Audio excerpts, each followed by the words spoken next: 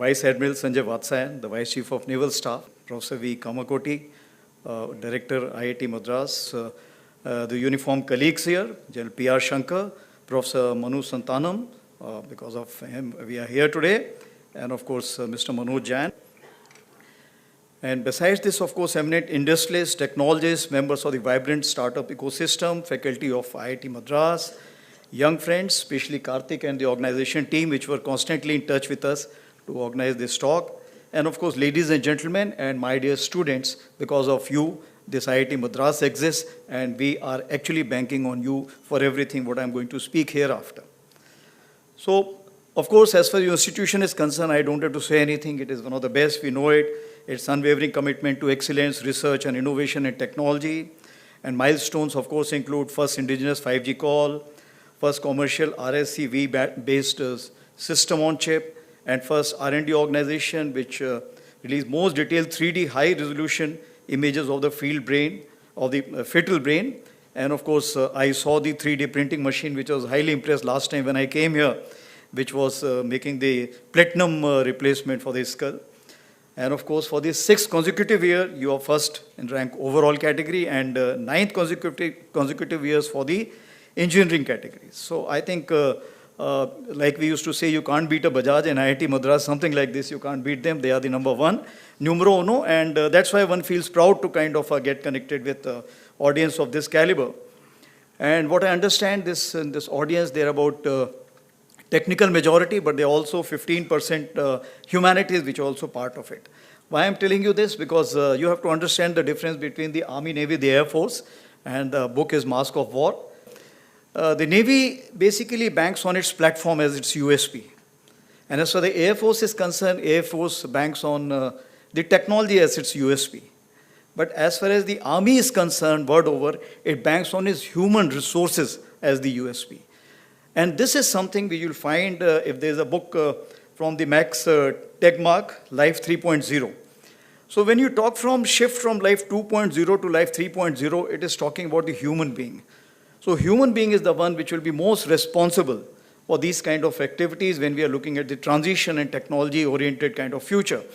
So what it means that human resource and technology, the best binding which you will find is provided in the Army, and that's why this Agnisodh was very critical to all of us.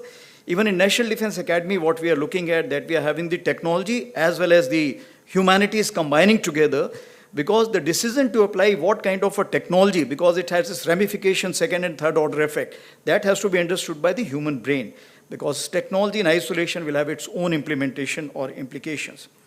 So this extramural lecture, which has started in 1982, and great to see that the prominent speakers include spiritual leader, His Holiness Dalai Lama, Missile Man, President Abdul Kalam, and of course cerebral chess champion Viswanathan Anand. So let me connect with these three before I move ahead. So as a spiritual leader, His Holiness Dalai Lama is concerned, since I am also the Colonel of the Regiment, now Honorary Colonel of the Regiment, Ladakh Scouts. And Ladakh Scouts, the spiritual leader is Dalai Lama. And of course, I have to, before you take over the Colonel Regiment, you have to take his blessings personally, and I had to do that. What is more important is Sonam Post during Kargil war. The people who were going for attack from Ladakh Scouts were actually not very happy. And Sonam Wangchuk asked them, okay, what do you want to do? They said, okay, we just want to take the blessings of His Holiness Dalai Lama. And he took them to the place, got the holy blessings done, and thereafter, you know, everything is history, and we have the Sonam Post established today. Of course, Missile Man, of course, the DRDO and missiles, something which is very close to the military, I don't have to speak about. And as far as cerebral chess champion Viswanathan Anand is concerned, he is a master of chess. And Operation Sindoor, what we did, we played chess. Now, what does it mean? It means we did not know what is the next move the enemy is going to take and what are we going to do. This is something we called about the gray zone. Gray zone is that we are not going for the conventional operations, but we are doing something which is just short of the conventional operations. Conventional operations means go with everything, Clausewitzian approach. Take whatever you have. And if you are able to come back, it's okay, otherwise stay there. But that is the thing which we talk about, the conventional approach. Here the gray zone is any activity which is taking place in all domains. That is something which we are talking about, and Operation Sindoor taught us that this is the gray zone. So we were making the chess moves. He was also making the chess moves.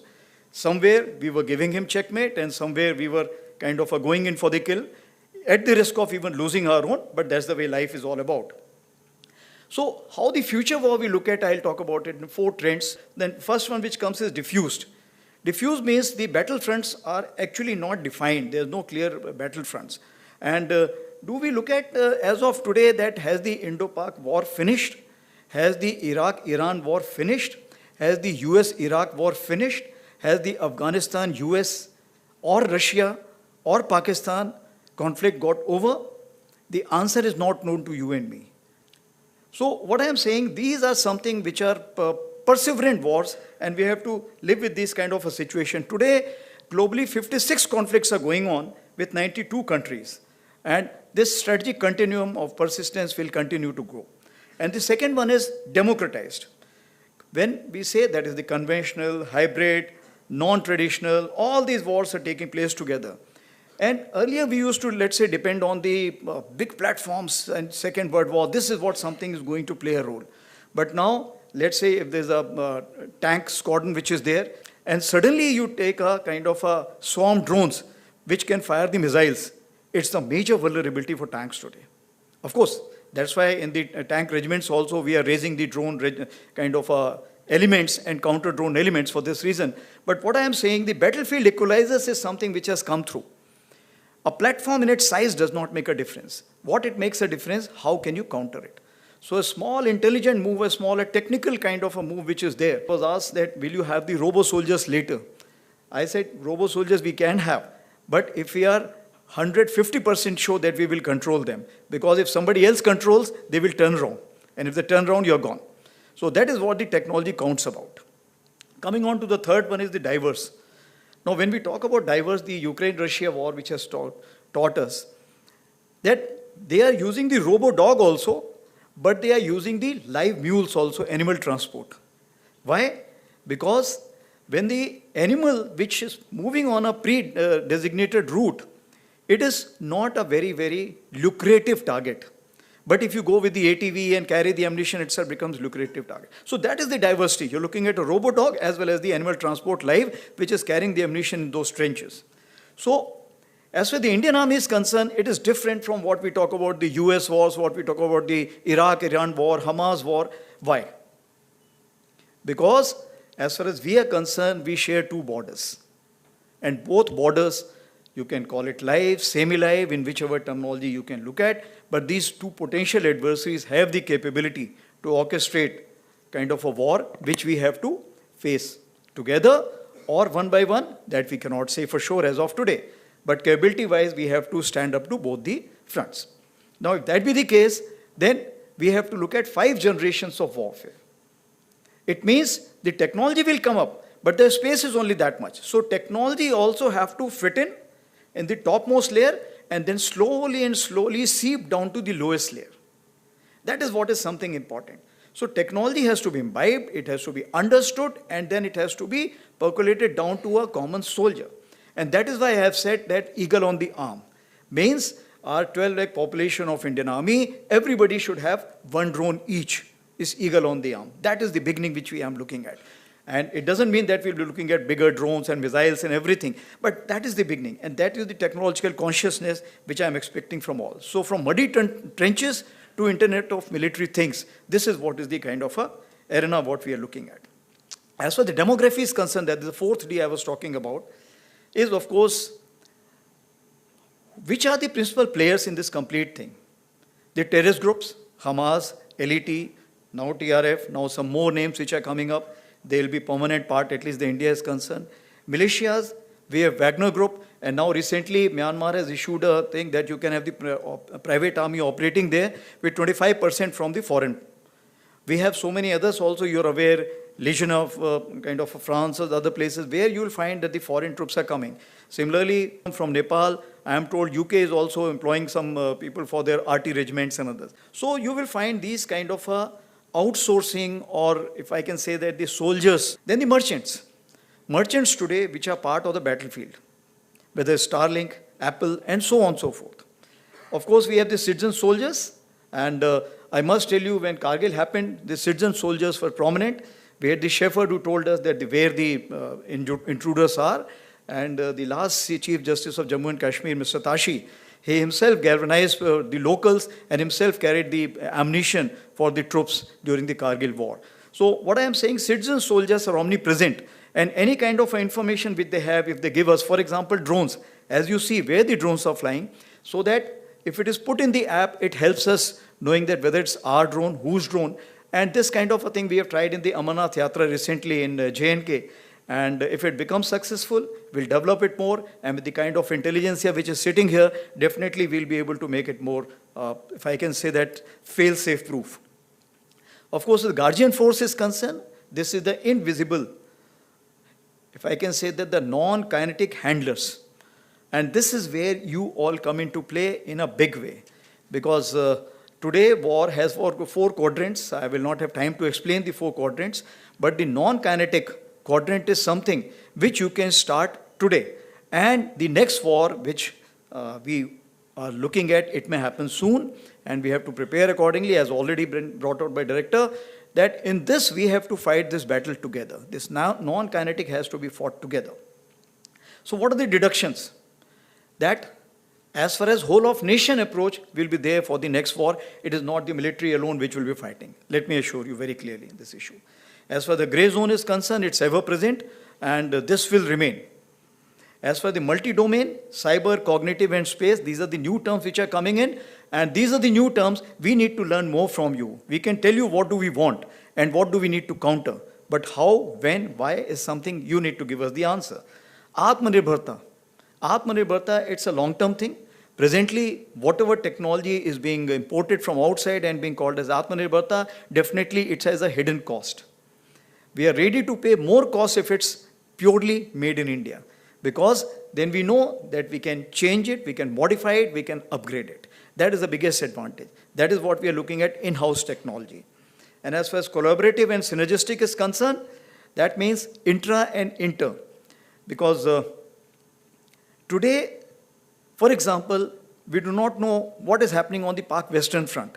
But this information, when we have the exchange of intelligence with our neighbors on the other side, we'll definitely get to know which are the troops which are moving in what places. So what I am saying that interconnections are also equally important, which we call collaborative.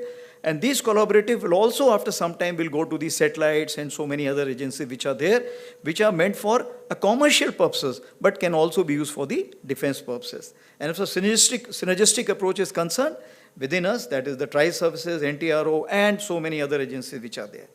So finally, if I look at that, India is facing a 2.5 front, and if it is facing the land borders, then keeping in with the psyche of the people in India today, currency of victory will remain as land.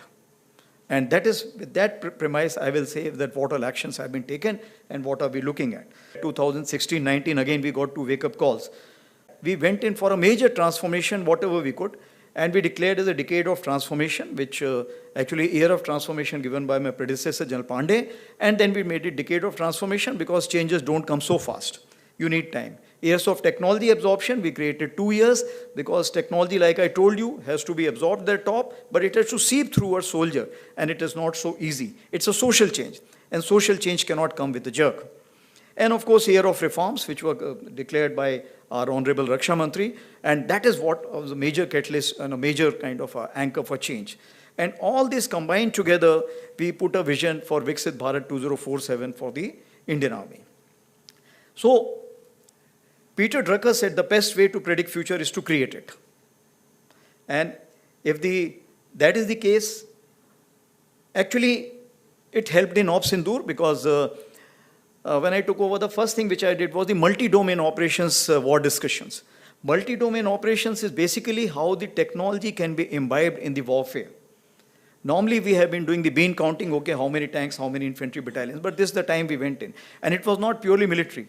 We had the academia joining us from all these stakeholders, whether it's CERT or anyone for that matter. We had those people, and they told us that what you can do, what you cannot do, and what you're doing is Stone Age or it is actually in advanced stage. So that is how it showed us the mirror. And since it showed us the mirror, it helped us in a big way. So moving ahead, I will just talk about the Operation Sindoor as such. And since Operation Sindoor, you may be actually saturated by seeing the TV and the parliamentary debates. So I will not spend much time on that. I will say how the technology came into play. But certain things important. 22nd April, you're aware what happened in Pahalgam, and it actually shocked the nation. 23rd is the time when next day itself, we all sat down. And this is the first time which RM has also said, I think enough is enough. And all the three chiefs were very clear, something has to be done. And the free hand was given, of course, that you decide what is to be done. And that is the kind of a confidence with the political directions and political clarity for the first time we saw. And that's what made a difference, because we want to do a lot, but that kind of a hand-holding and kind of a free, no terms of restrictions, if I can say that. And that is what kind of raises up your morale. And that is how it helped our army commanders or commander-in-chiefs on ground to kind of act as per their wisdom. Of course, then 25th, we visited the Northern Command, as you're aware, that is the place where we thought, planned, conceptualized, and executed the 7 targets out of the 9 which were destroyed, and where a lot of terrorists were killed. 29th April, of course, was the time when we met the Prime Minister for the first time, and thereafter, next day, of course, why I'm telling you this? Because it's important that how a small name, Op Sindoor, connects the whole nation. And I was telling director also that when he briefed me on this, he said, okay, we'll have this name Op Sindu. And I thought it is Op Sindu. Sindu is basically Indus River.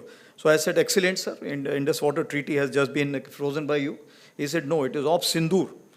And just see, this one name has connected the whole nation together. And today people are saying Sindoor to Sindhu, everything we have taken care of. But that is something which galvanized the whole nation as such. And the soldiers per se, because when I went on ground and I told them that, look, any sister, mother, daughter, whenever she applies the vermilion or the sindoor, she will always remember the soldier. And I think that was the connect.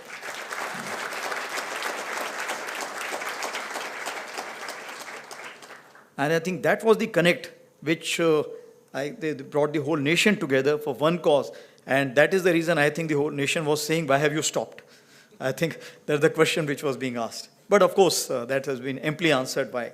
So the strategic clarity was in dime. That is diplomatic, information, military, and economic. And that's why you see that the IWT was frozen, then High Commission strength was reduced, the defense personnel were moved out, persona non grata they were declared, and visas were revoked. Because when you go for such kind of offensives, what happens? You need to always look at what the other side is thinking and how this chess is going to get played. So what we did, we created a red team. So this time what we did differently, as far as Udi, you are aware that it was 2016, it was a shallow thrust, and it was launch pad we were looking at.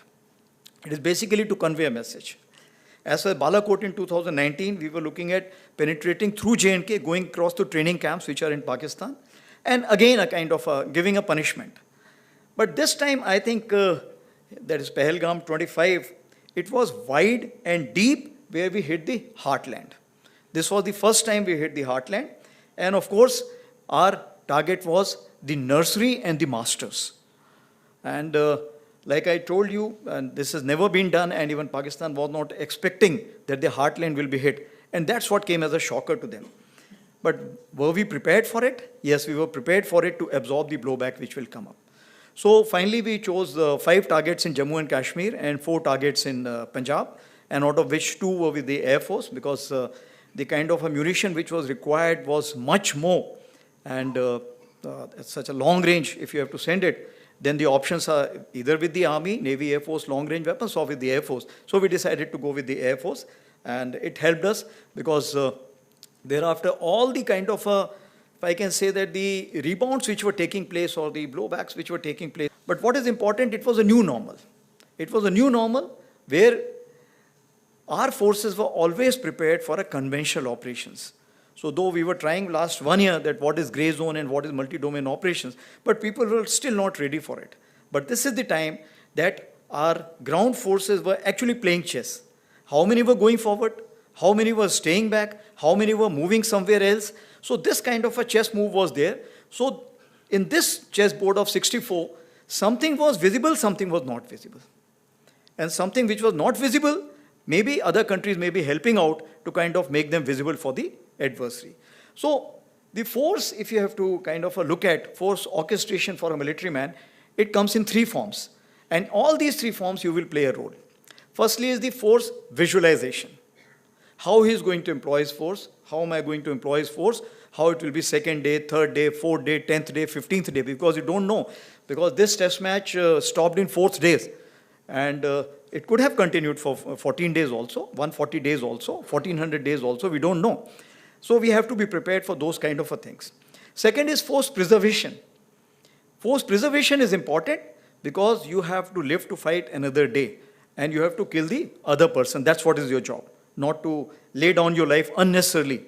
It is to make sure the other person lays down his life and he feels happy about it. And you feel happy by facilitating that. So if that be the case, so force preservation becomes important and it has a major role. When we talk about the various drillings which are required to be done in the mountains and so many bunkers of different kind which are required to be made, and if I can say the preemptive actions which are required to be taken, and the third one is application, force application. So these are the 3 domains which we look at as a military man, and this is what something, I will just give the amalgam of some issues that how we went about and where your role comes in. So I will just talk about the technology and Operation Sindoor. So firstly, let me assure you, it was a whole of nation approach and the collaboration was there. Was it in conjunction with other nations or not? That's a moot point, but it should be. It should be in long run. As far as deep data mining, that became a criticality that if you had the deep data with you, it would have helped you more. So for last 1.5, 2 years, since our deputy chief is the one who's looking at data, big data analysis, integration and everything, we have started it in a big way. And if you have the data, then only you can go for the predictive analysis and all that. So this is something which is a big lesson we realize, and data is something now we are working out, and we are also looking at what headings, so that later on it doesn't happen that the data becomes so haphazard that we don't know how to handle it. Initially, when we were trying to digitize, we were just taking all the notes, files, and kind of just scanning. That was not digitization. Digitization is reading it, scanning it, and be able to get this kind of a job, which requires a major, if I can say that, processing capability. And this processing capability was not available with us. But again, courtesy the initiative of the deputy chief, we walked up to MIT and they gave us, and that is the kind of a GPUs. So this is something which immediately helped Indian Army to go in for, if I can say that, data handling of a big quantum. So first one which I will talk about the intelligence, surveillance and reconnaissance, because we realized that the common operational int picture is something which is important, or integrated picture which is important. We have for the Army, we have for the Navy, we have for the Air Force. But getting it together so that all the, if I can say, the layers can sit on one and then we can take the decision. That is something which we have not been doing. By the way, this is the first time that India has one operational name, common name as Operation Sindoor. Earlier, we used to have, for example, if it's Kargil, so you'll have Op Vijay for Army, Safed Sagar for Air Force, and so on and so forth. So even if we were kind of having some problems, inside the room there was no cameras. We could sort it out and come back as a fresh man when we come outside. But what is important is the differences must be discussed and it must be overcome. And that's what we could achieve. So as far the ISR is concerned, we realized that whatever authorization you give, I have told you that I'm looking at Eagle on the arm to begin with. So whatever the small drone which has been shown to me today, I had discussed this dream last year when I had come here. And of course, thereafter, I realized that in the headquarters, things are moving very slow. So I created those organizations which are now kind of, to fill their quench for thirst, they have to buy all these things. So we have created the Rudra, Divyastra, Shaktiban, and of course, Bhairav. What all this is already in the internet, you can look into it. So tethered drone is something which came as a kind of a big surprise to us. Because the jamming was so high in this Operation Sindoor that they could not cross, some they could cross, we could not cross, we could cross some.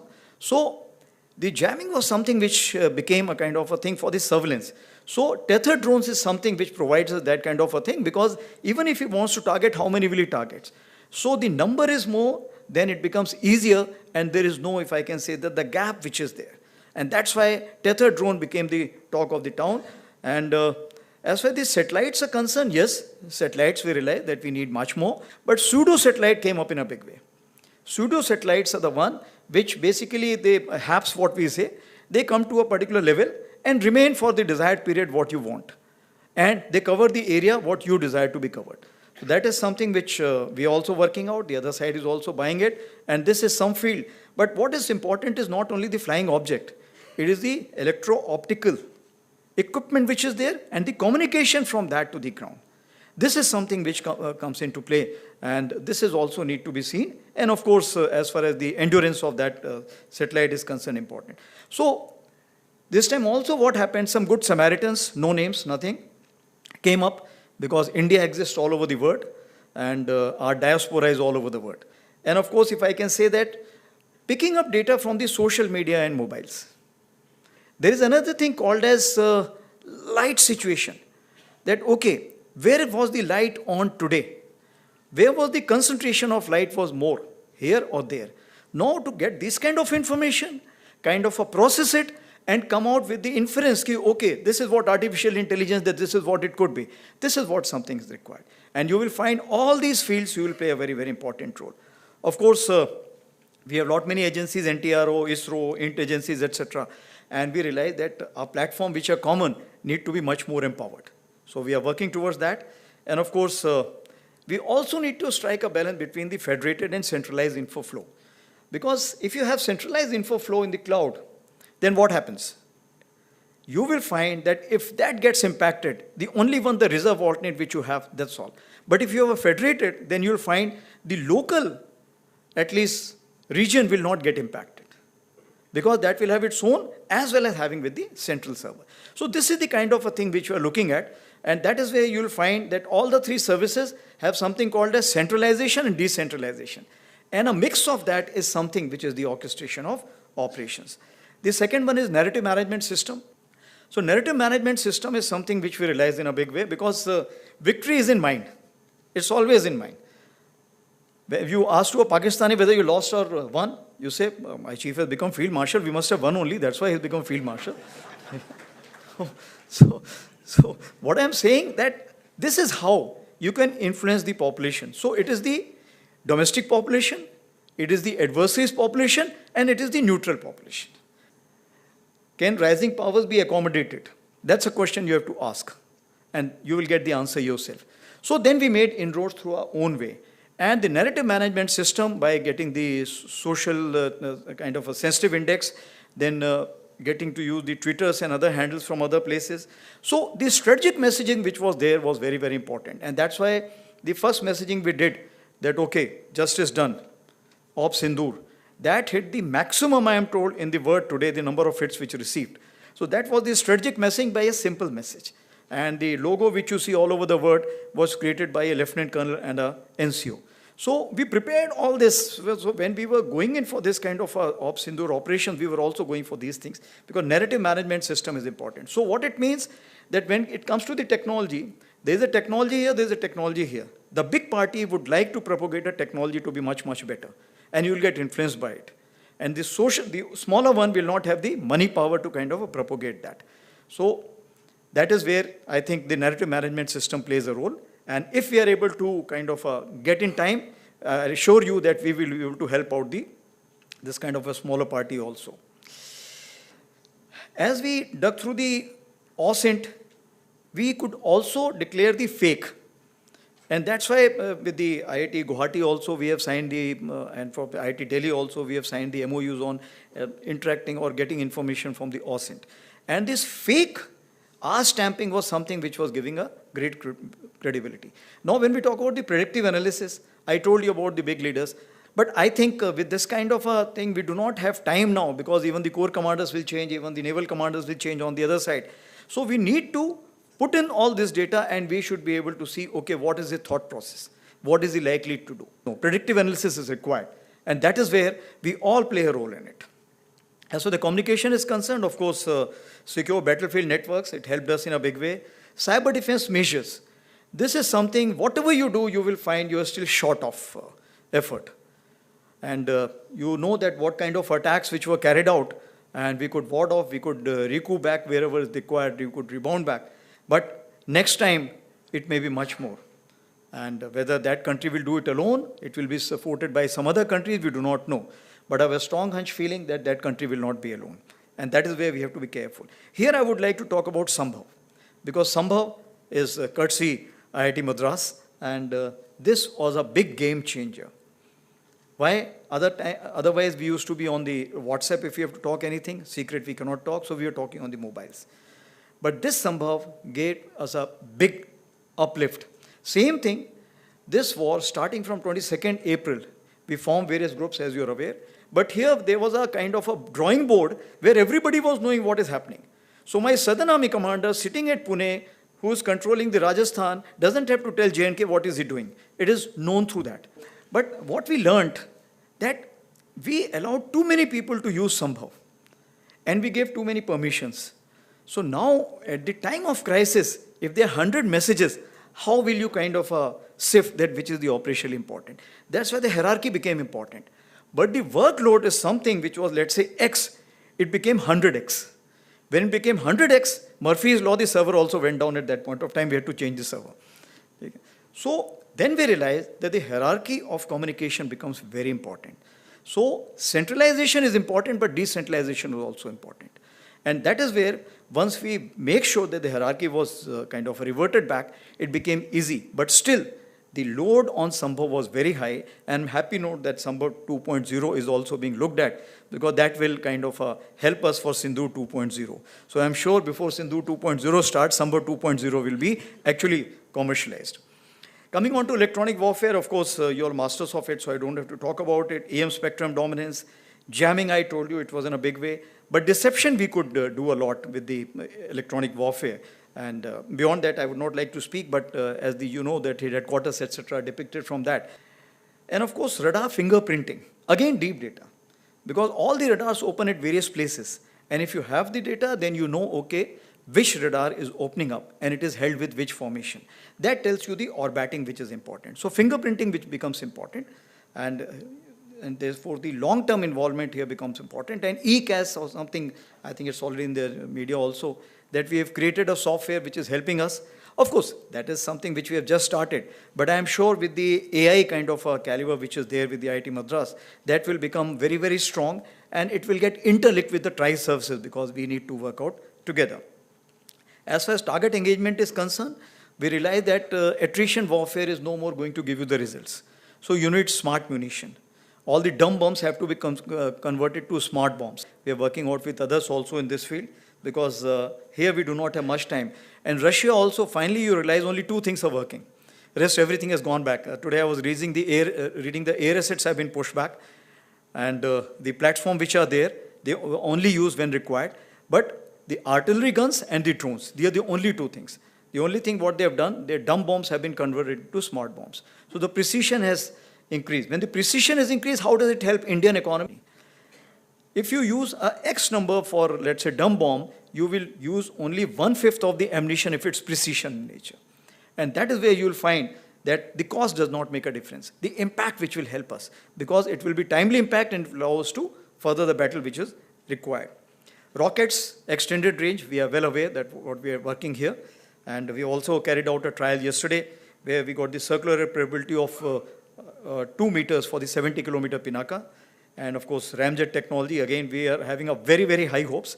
And we are, I'll not say running out of patience, but we are impatient that earlier as it comes, better it is. And of course, if I can say that private industry also tested some missiles, which was again in the newspaper, 150 to 400 kilometers. So we're moving fast, and we have to move much faster. Swarm drones and mother and the, if I can say that the sub drones or children drones which are there, there's a new concept. And today there is in the newspaper, in the Twitter also, and in India also, one company has offered 30 kilometers of a spool. And in Ukraine, they have used 40 kilometers of a spool. So there is no interference or jamming which can take place unless you physically destroy it. So this is the kind of a thing which is being looked at. So what happens? You send a spool for 30 kilometers. By the time the two layers of jammers have been kind of passed through, thereafter the mothership goes another 20-30 kilometers, opens up with the kind of a sub-drones. And then you can create the havoc which is required. So 50 to 60 kilometer depth we can achieve. That is the kind of a range what we are looking at with this. And of course, armed UAVs, I don't have to talk about it. And employment of baits from both sides. So this time what they did, they sent the small drones first, so that you use your anti-aircraft guns. You open your radars. So your anti-aircraft gun locations are known, your radar locations are known, then say frequency is known, so they know which kind of a radar and everything. And then they came with the kind of armed small UAVs or drones, Yiha class, which is from Turkey. So they used that. And thereafter, of course, they came with the Chinese and Turkish big UAVs, which is called as combat UAVs, they came. So just because I think we were well prepared, we had the kind of ammunition, we had the kind of coordination, we had the kind of missiles, and we had the kind of counter-US equipment, which is the soft kill. All this combined together helped us in a big way. But will this help us the next war? No. Why? Because drone and counter-drone is a ratcheting effect. If you have better technology for drone, counter-drone technology will grow. Thereafter, you have to drone better and then counter-drone. So both have to keep kind of overcoming each other deficiency or strength. So therefore, this is a constant battle which is going on, and for this we cannot sit idle. And that is where we need to work together. As far as the counter-US equipment is concerned, in the area of 800 kilometers, we had 4,500 flying objects, including the Air Force. Now, if that be the kind of 4,500 flying objects which you have, how can you manage that space? That is something which is important. So when you use the jammer, it's very difficult to tell which drone is getting jammed, because it has the record, it's kind of a record of the frequency and other things. So that's on the lighter side, but that also can be a lesson drawn. But what is important is that we need new kind of patterns to look into it. And artificial intelligence plays a very important role, and networking again plays a very important role in this. Of course, hard kill, soft kill, we are aware. Fusion of that information, that which target to be engaged by whom. And of course, target tracking and tasking is something important. Moving ahead is the space integration. NAVIC, it will take some time, but I'm sure by 2026 December, we should be able to get it. But as far as the space is concerned, satellite, we used it in a big way. Images, satellite images. But actually, the requirement is much, much higher. The satellites availability is much, much lower. Every side, even if you look at the America also, they will also find it difficult when you go for an intense war. This time, the intense war was not there. Was it a conventional war? There are not many questions. It was a conflict with an enhanced volume. So if that be the case, then we need images not only from the satellites. What are the alternate means? That is something. And if not, then can we get the change detection very fast? Is it going to help us? Communication PNT and anti-satellite which is there, that is something which you need to look into. So we are looking at low cost, low orbit, and also launch on demand. These are the two kind of satellites which we are looking at in the near future. As for the war sustenance is concerned, logistic management system. Now we have a logistic management system. The Navy has it, Air Force has it. Firstly, we need to combine that together, and then also combine it with the national logistics system. Because after all, we will find that it is not only the uniform people who can fit in the requirement, because when you have to feed in this 12 lakh population, whatever you do, if it's a long duration war, we have a limitation of how much we will keep with ourselves. So that's only one of the side. Deception and decoys, again IIT Madras is doing a great job in that. Bioattack and human enhancement. This is something exoskeleton. We are working out with some IITs, and I'm looking that in a big way. And this is a big game changer. When you pick up something which is, let's say, about 20 kg, you feel like only 10 kg when you pick up with the exoskeleton. So that's why we are looking at it in a big way. And a lot of progress is being made, but I think it's still not enough. And also stress analysis sensor. This is something which is important, because we need to have these sensors now, so that everybody wears this and we get to know how much is the stress, and depending on that we can send the people ahead, back, or a kind of a stress buster. We also have a go, no-go tablet, so you're aware in high altitude we've already prescribed for various places, the Air Force already has it. We've also, for accelerated acclimatization, we are looking at it. We have used some medicine which we are saying under the special conditions we can make this 6-day acclimatization to 4 days, but I'm very hopeful with Dr. Kamakoti now having this kind of a situation that you are having the lay-based institute. We'll be very happy to join this kind of a study on this. And what is important is that we need this technical study, because medical study requires 7 years, and I may not have 7 years to go. So when I'm saying 7 years for this war to kind of a start. As far as AI is concerned, I think overall I have already talked about it because it predicts the threat with the TSR, that is the time, space, and resources. And that is where the AI plays a very important role. So whatever points I have given, if you combine this together, we'll get the TSR. We know that enemy has the capability, but when he's going to use it, where is he going to use it, and what resources he's going to apply. And that's what something we need to look into. And of course, the distance support tools, as you're aware, that now we have rejuvenated our battlefield surveillance support system, and also CIDSS, which we are working with Bell, and of course, Sama, which we are working out. So if I have to say so, that for the Viksit Bharat 2047, your and our convergence is very, very high, because as far as the strength for the future lies with the industry, academia, and military triangulation. And of course, we also have to make sure that the bureaucracy, financial people, and the government research agencies also be taken on board. As far as the Indian Army is concerned, we have created the technology committee, which is Empowered Technology Committee, which has got 16 technology clusters, and these clusters all over the media we have already given out, and we've also given out which is the principal staff officer to be connected to and which is the director general to be connected to. Because whatever you have, you don't have to come through me or the deputy chief ISNC or with the ADG, ADB. You can just go to them directly. Those DGs are meant to do this, whether it's robotics or it is with the quantum technology, blockchain, you name a thing, and we have the people name for it. We've also created a cell at IIT Delhi, Kanpur, ISC Bangalore, and of course, Agnisodh is a very good beginning, and we are very hopeful from this. As far as MCT is concerned, of course, we have India AI mission, Chip to Startup mission, and of course, Project Kila, that is the quantum computing, that is what we have. So what we are looking at two ways from you is basically the disruptive technology, which should make our job easy, and that offset strategy. Offset strategy, once we sit with you, you tell us your prowess, we will come out with the offset strategy. So these are two things we are looking at mainly. Of course, water jet cutting, which has been explained to us, we are looking at keenly. We're also looking at a smart IoT kit for health monitor. And Ladakh IIT extension is a big thing because our northern front is completely, will be dependent on this research center. And Army internship program, which we have started recently, and I'll be urging all of you to join that Army internship program.